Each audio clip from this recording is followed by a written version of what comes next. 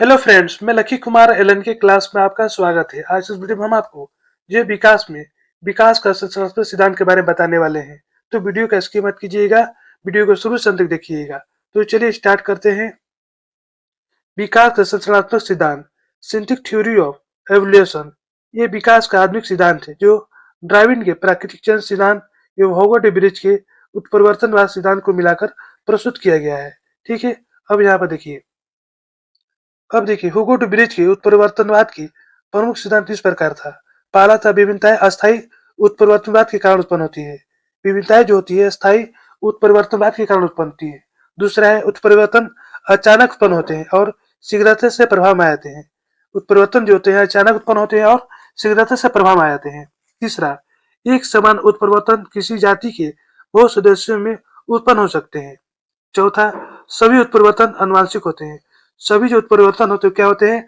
आनुवंशिक होते हैं। पांचवा, उपयोगी उत्परिवर्तन प्राकृतिक द्वारा चुने जाते हैं। उपयोगी उत्परिवर्तन जो है वो प्राकृतिक द्वारा चुने जाते हैं। छठा, विविधताओं के कारण क्या होती है कि नई जाति की उत्पन्न होती है।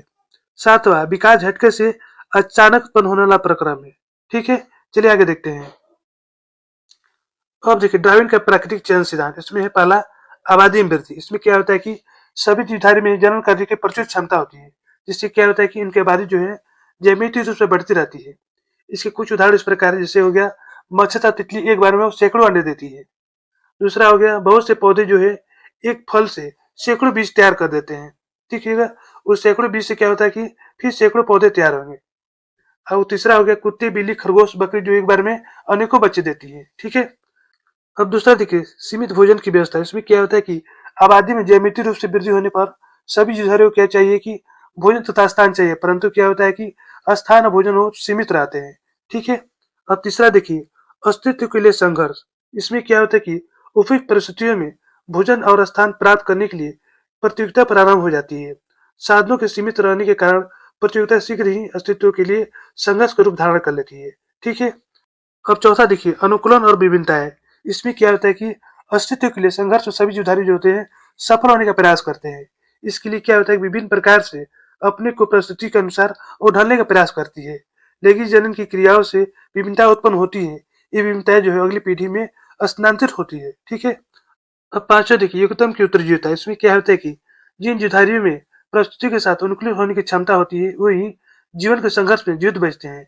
ड्राविड के मतानुसार प्राकृतिक स्वयं ही युगतम जीवधारियों को जीवित रहने और आबादी को कायम रखने के लिए चुन लेती है। इसे हम क्या कहते हैं? इसे हम डार्विन का प्राकृतिक चयन सिद्धांत कहते हैं। ठीक है, अब छठा देखिए, उपयोगी विभिन्नताओं की वासंगति। इसमें क्या होता है कि अस्तित्व के संघर्ष में जो जीवधारी बच जाते हैं वो क्या करते हैं कि अपनी विभिन्नताओं और अनुकूलनों को अगले पीढ़ी में स्थानांतरित करते हैं, अर्थात उपयोगी विभिन्नताएं आनुवंशिक हो जाती है। इन विभिन्नताओं को डार्विन ने उपाधि लक्षण कहा है। ऐसे लक्षण जो किसी जीव द्वारा अपने पर्यावरण से प्राप्त किए जाते हैं उपार्जित लक्षण कहलाते हैं। पर्यावरण के साथ अनुकूलन स्थापित करने के क्रम में ऐसे लक्षण अर्जित हो जाते हैं। डार्विन के अनुसार उपार्जित लक्षण आनुवंशिक हो जाते हैं और अगले पीढ़ी में जाकर विभिन्नता उत्पन्न करते हैं और इस प्रकार नई जाति की उत्पत्ति होती है। आर्थिक वैज्ञानिक के अनुसार उपार्जित लक्षण आनुवंशिक नहीं होते हैं। ठीक है, और सातवां देखिए, नई जाति की उत्पत्ति। इसमें क्या होता है कि विभिन्नताओं के आनुवंशिक होने पर जीव अपने पूर्वजों से भिन्न हो जाते हैं। जीव जो होते हैं अपने पूर्वजों से भिन्न हो जाते हैं। धीरे धीरे पीढ़ियों में लक्षण इतने बदल जाते हैं कि उत्पन्न होने वाले जीव जो होते हैं अपने पूर्वजों से पूर्णतः भिन्न हो जाते हैं। इसे ही नई जाति की उत्पत्ति कहा गया है। ठीक है, बहुत से आधुनिक जीव वैज्ञानिक डार्विन के सिद्धांत को स्वीकार नहीं करते हैं। डार्विन अपने सिद्धांत में अवशेषीय अंगों और उत्परिवर्तन को कोई स्थान नहीं दिए हैं। जहां तक योगतम लक्षण की बात है, वे लक्षण हमेशा आनुवंशिक नहीं हो सकते हैं। प्राकृतिक चयन के सिद्धांत विभिन्नताओं की उत्पत्ति को स्पष्ट नहीं कर पाता है, केवल इन्हें कारकों के रूप में स्वीकार कर लेता है। ठीक है, इस प्रकार इस सिद्धांत का प्रतिपादन यानी कि विकास का संरचनात्मक सिद्धांत का प्रतिपादन जो है बहुत से वैज्ञानिक के सम्मिलित प्रयास से फलस्वरूप हुआ है।